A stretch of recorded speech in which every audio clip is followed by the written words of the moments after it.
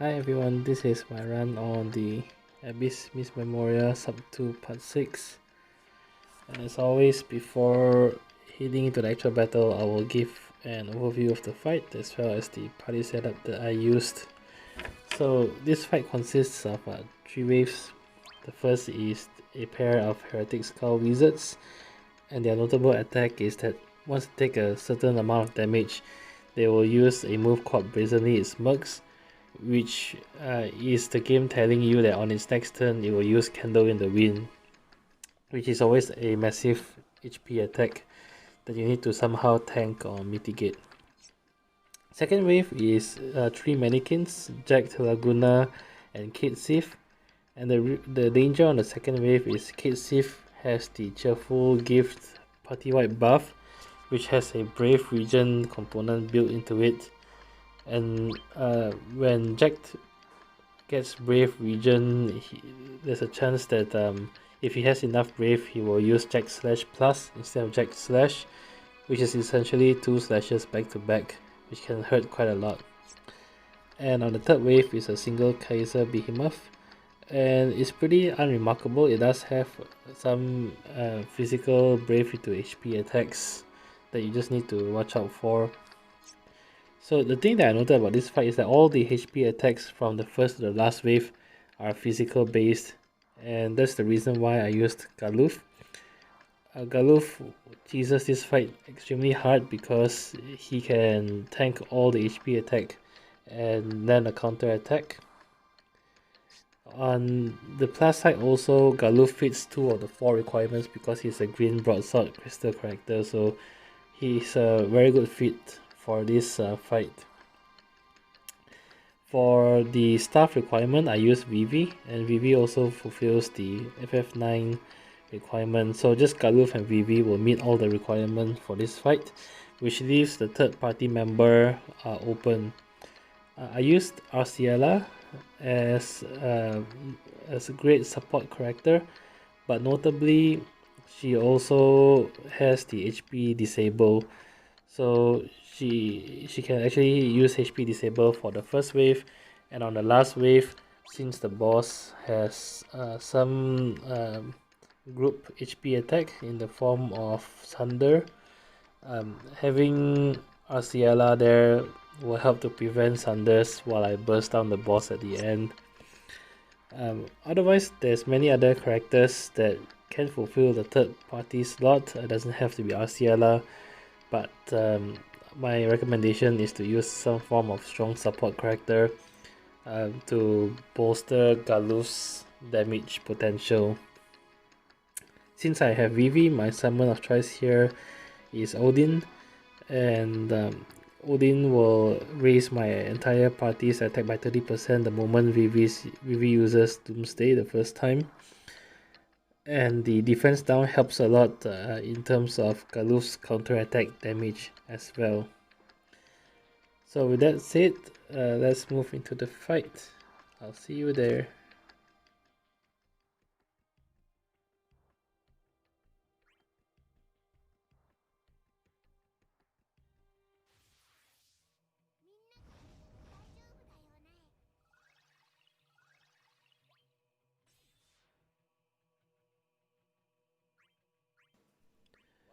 Okay, so the first wave is pretty easy with Galuf in the party.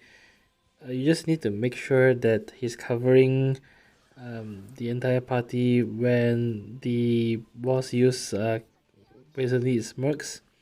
If I'm not mistaken, the Candle in the Wind will always be targeting the party member with the highest HP. So since Galuf has the highest HP here, naturally the boss will target him with Candle in the Wind, which makes it very easy. All you need to do is use his Shirahadori twice to get the counter attack and the physical evasion, and you have the first wave done perfectly.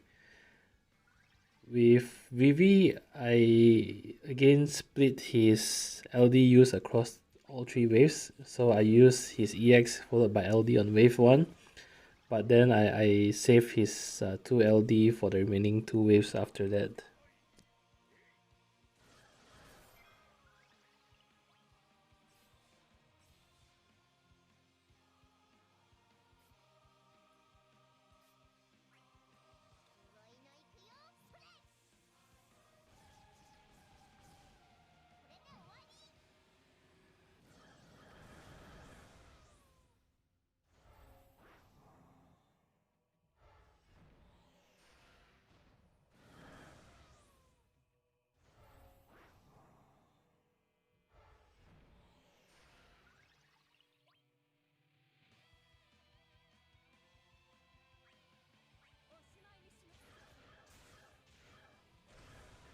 So when the boss here uses recently its mercs, they buff themselves with 3 generic buffs.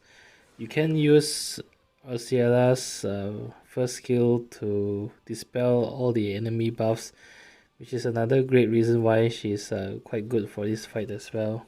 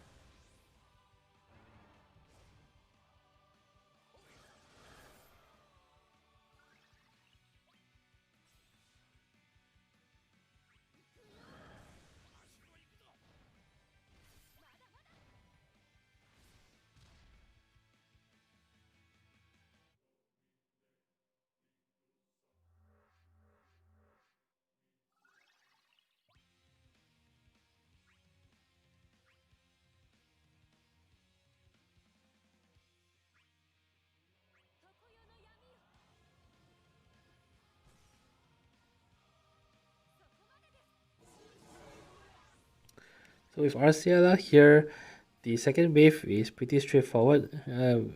Even if Cheerful Gift lands and Jack manages to use Jack slash plus, Galuf will be able to cover, evade, and counter attack accordingly. But since Arciela's in the party, you can actually dispel Cheerful Gift just by using Arciela's first skill. So she's actually quite good for the second wave as well.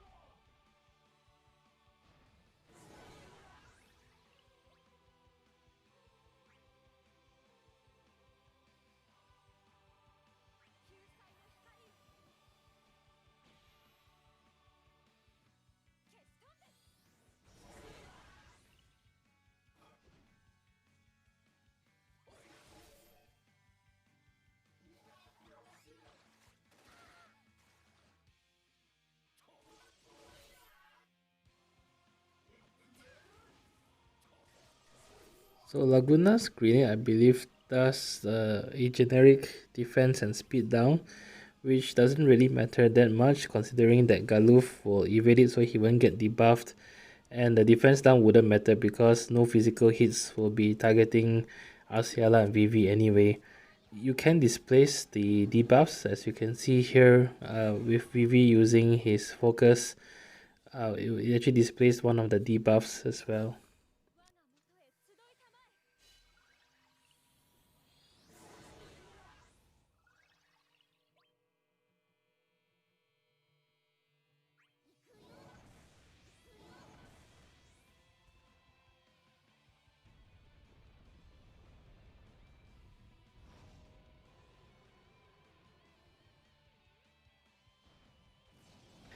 Okay, so getting to the last wave here, the only possible danger here is the Kaiser Behemoth's Thunder attack, which is a group HP attack, and therefore will be able to damage both Arciela and Vivi, although Galuf will evade that attack himself. So with Arciela here, what I did was just to save as many of her second skill as possible, and I use that once the behemoth is standing and targeting my party. The behemoth only has one group attack, which is the thunder attack, so when he's targeting the entire party, you know thunder is coming, and you can then just lock him down for the remainder of the fight just by using Arciela's HP disable.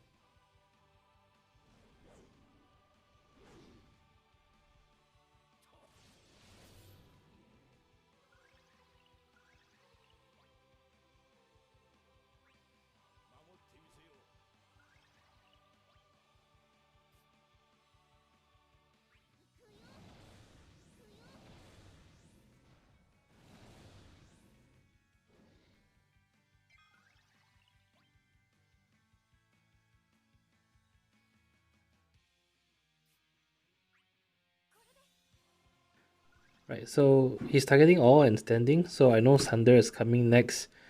And since I still have my summon ready, I decided to actually pop my summon here so that I get a few extra turns of burst damage. But Arciela still has 4 skill users of Dissension after using her AA, and that actually equates to 8 turns of disable as well. So the 8 turns of disable plus the extra 6 turns I get from summon is actually quite a lot of turns for me to quickly burst him down, especially with a strong DPS character such as Vivi here.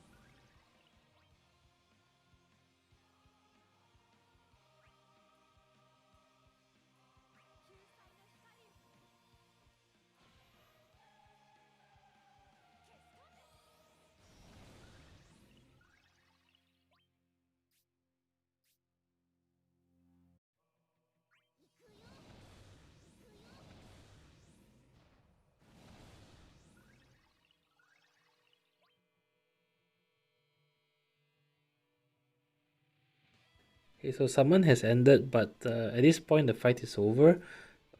All you need to do is during Arciela's turn, you just need to alternate between her Dissension and her EX. The Dissension applies 2 turns of HP disable, so you can do Dissension EX, Dissension EX, Dissension EX all the way until the Kaiser Behemoth is dead.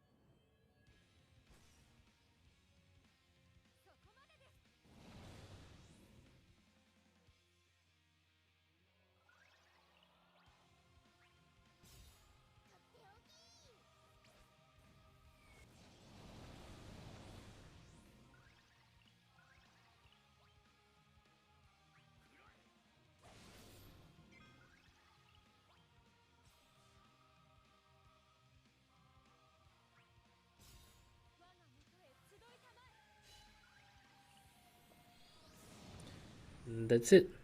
Pretty simple fight with this party setup. As always, if you enjoy the video, do leave a like, comment or subscribe. Really helps a lot. Till then, I'll see you in the next chaos fight. Bye bye.